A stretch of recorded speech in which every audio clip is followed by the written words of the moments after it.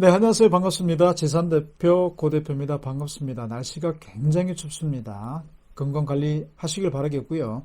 오늘은 서울 중심 역세권에 들어서게 되는 서울의 지식산업센터 물동량을 한번 알아볼 텐데 사실은 공급 물량이 없습니다.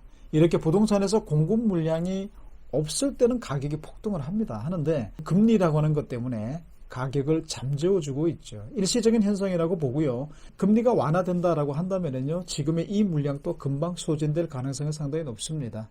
우리가 서울의 3대 장이라고 얘기를 하죠. 성수동 같은 경우도 지금 두 군데가 지금 분양을 하고 있습니다. 삼원지식산업센터와 서울숲 더스페이스를 분양하고 있는데 분양 가격들이 만만치가 않습니다. 3,500만 원대입니다. 성수동 자리 좋죠. 3,500만 원대가 적정할까요? 땅이 없습니다. 그러면 희소 가치가 높아질 수밖에 없겠죠. 그리고 문정동을 한번 가보시게 되면 문정동은요, 물건이 없습니다. 신축 공급이 없습니다. 자, 그리고 가산지벨리로 우리가 넘어가 보시면 가산지벨리는 국가산업단지입니다. 이 국가산업단지와 우리가 일반 중공업 지역의 지식산업센터와의 가치 차이는 한 1,000만 원에서 1,300만 원 정도 항상 이렇게 나는 게 맞습니다. 그 이유는요, 국가 산다는 일반 투자자가 접근하기 힘들기 때문에 가격 차가 이렇게 많이 되는데, 가산 디지털 단지 역세권에 들어오게 되는 SKV와 3차죠. 분양가가 3,000만 원대입니다. 그럼 우리가 일반 지역은 어떻게 될까요? 그냥 4,000만 원대가 돼야 되겠죠. 그래서 오늘 주목해야 될 지식산업센터 당산 역세권에 들어서게 되는 SKV1을 여러분들께 다시 한 번 더 조금 더 디테일하게 전달을 해드려볼까 합니다. 이 부분이 1차 건물이죠. 1차는 35층까지 올라갑니다. 대단히 높게 올라가죠.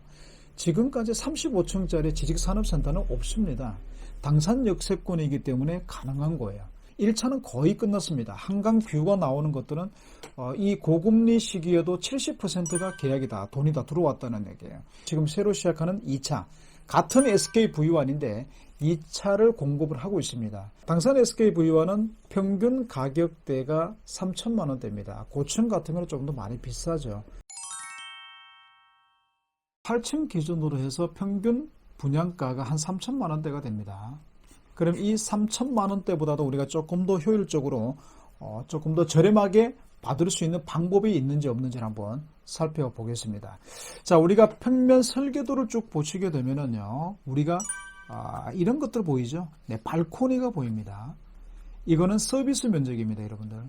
평균 3,000만 원대 분양하다 보니까 조금 비싸다라고 인식하는 부분들이 계시는데, 이 발코니 서비스 면적은 대부분 지식산업센터가 인테리어를 할 때 확장을 해버립니다. 확장을 해서 전용 실면적 공간을 늘려버린다는 거예요.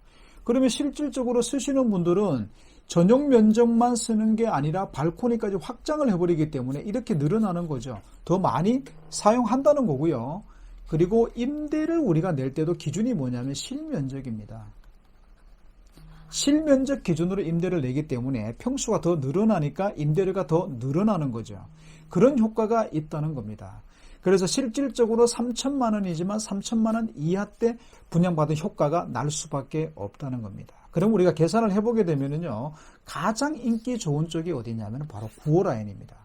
그리고 1호 라인, 그리고 3호 라인. 여기는 2면을 끼고 있기 때문에 뷰도 2면이 나오겠지만 발코니 서비스 면적도 2면이 나오는 겁니다. 그러면 조금 더 많이 세이브가 될 수가 있겠죠. 9호 라인의 전용 면적이 14.97평이고요. 계약 면적이 32.27평입니다. 여기에 발코니 서비스 면적이 한 6평 정도, 6.5평 정도가 나오기 때문에 6평을 우리가 플러스를 시켜보면 21평이 나옵니다. 그러면 전용률이 70%까지 확 올라가 버리겠죠.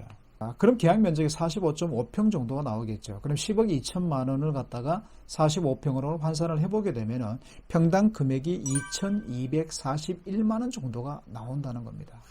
자, 그 다음에 1호 라인 계산을 해볼까요? 1호 라인은 26.34, 계약 면적이 56.76 정도가 나오는데 여기에는 발코니가 9평 정도가 서비스 면적으로 주어집니다. 그러면은 35평 정도가 나오는데 이걸 역산해보게 되면 한 76.8평 정도가 나옵니다. 이걸 평당 금액으로 환산을 해보게 되면 한 2,300만 원 정도가 나온다는 겁니다. 자, 이렇게 나오는 거예요. 사무실 같은 경우도 한 2,300만 원 정도가 나옵니다. 그리고 전층을 기준으로 계산을 해봤을 때 평균 금액이 2,500만 원 정도가 나옵니다. 그러면 우리가 평균 3천만 원을 갖다가 전체 면적으로 우리가 분양을 받았을 때 2,500만 원이다.